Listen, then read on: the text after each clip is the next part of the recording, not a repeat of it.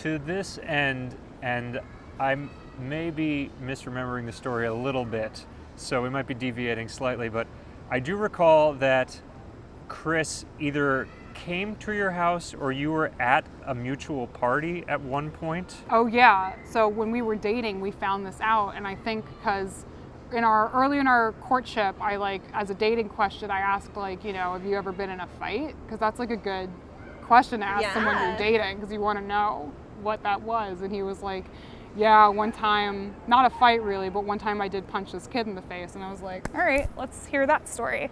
And he's telling me the story, and I was like, wait, was this on 86th Street?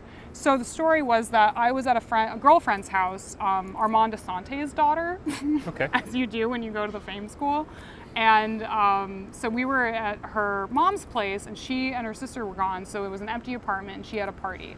And we were just smoking pot, and close friends and some friends of her boyfriends, but just an empty apartment to smoke weed in with your friends. Yeah. And then I was in the bedroom, but I heard a shuffle in the living room, and apparently these smelly boys who nobody knew crashed the party, and my friend's boyfriend, who was a bigger dude, could play football, asked them to leave, and then told them to leave, and they wouldn't. So he started physically posturing for them to get out. And then I just remember Jason running into the bedroom, more angry than hurt, and being like, one of those kids punched me. And he was so angry. And then on this date, I'm like, you punched Jason that night? You were the one that punched him? Because I never saw him. I never saw Supino this whole night. I was like, there's strangers here. I'm staying in the bedroom. I'm not getting involved in that. And he was the one that punched my friend's boyfriend in the face. Oh my gosh. Yeah. Were you impressed, or were you like I what? was just shocked. You were I was just like, shocked. of Yeah. course that's, because that was the thing when we met, was we're the same age, we went to schools in the same neighborhood, and we know a lot of the same friends. How have we never met? Right. Was that was the mystery surrounding when we met each other, was how have we not met each other? That would have been the time you would have met if that punch hadn't Right. happened. So I kept trying to figure out, I'm sure at some point our paths have crossed, let's get down to it. Right. And that was just, the river running under our courtship was I'm sure I'm going to make a connection. And it was, did you ever get in a fight that unearthed this connection? Amazing. That he punched Jason in the face at my friend Allie's house that one time. He was the smelly kid. Right, which very much connects to what we talked about with him last week. Oh, right, yeah. He did explain being the smelly teen. He's not embellishing that. That was that when Jason came running into the room, that was the description of those guys. I don't know who else was with him, but it was let's get these smelly strangers out of here.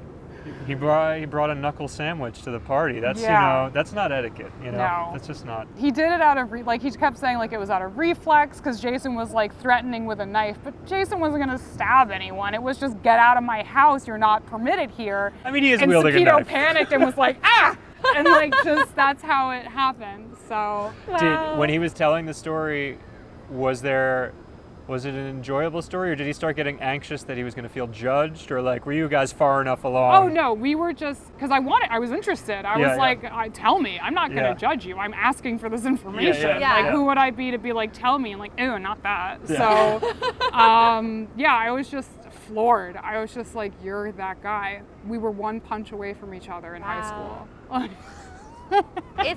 It's probably good that you met when you met. Oh, it's absolutely. I wouldn't want to meet that kid. Ew, yeah. horrible. Well, and then but you'd no always judgment. remember him as that kid. Yeah. How did you meet? We met at a party downtown. We met on the Lower East Side. Oh. Yeah, I had been invited there by a mutual friend of ours. I had just gotten out of a serious relationship 6 months prior, and so had he. We were both kind of newly single. So we met at a party on the Lower East Side.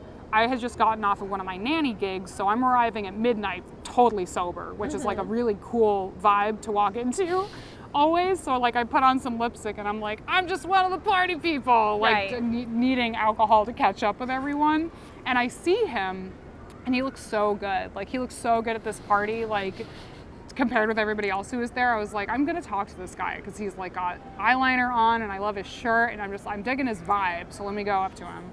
So I go up to him and I'm excuse me, I love your makeup. Did you get ready like this for this party? Maybe he had somewhere else to be.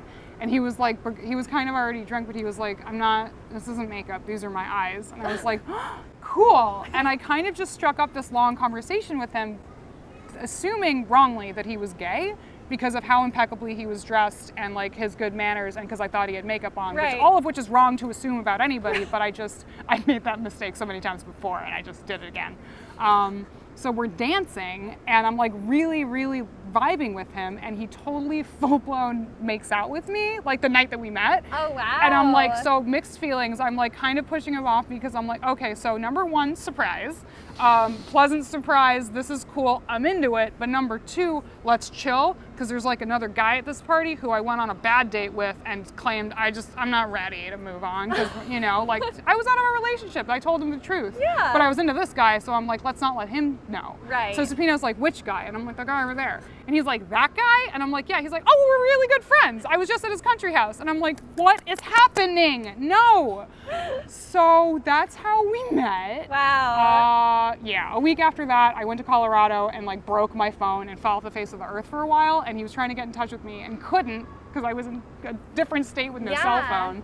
So then he had been like asking my friends about me and like, what's her deal? And like, how separated from this other guy is she? And like getting the intel. And then one day, like weeks later, the same friend that invited me to the party was like, come to the park, we're playing Frisbee. And I was living in East Harlem, and I was like, oh, easy, I can look like shit and bike over there and just play Frisbee with my boys.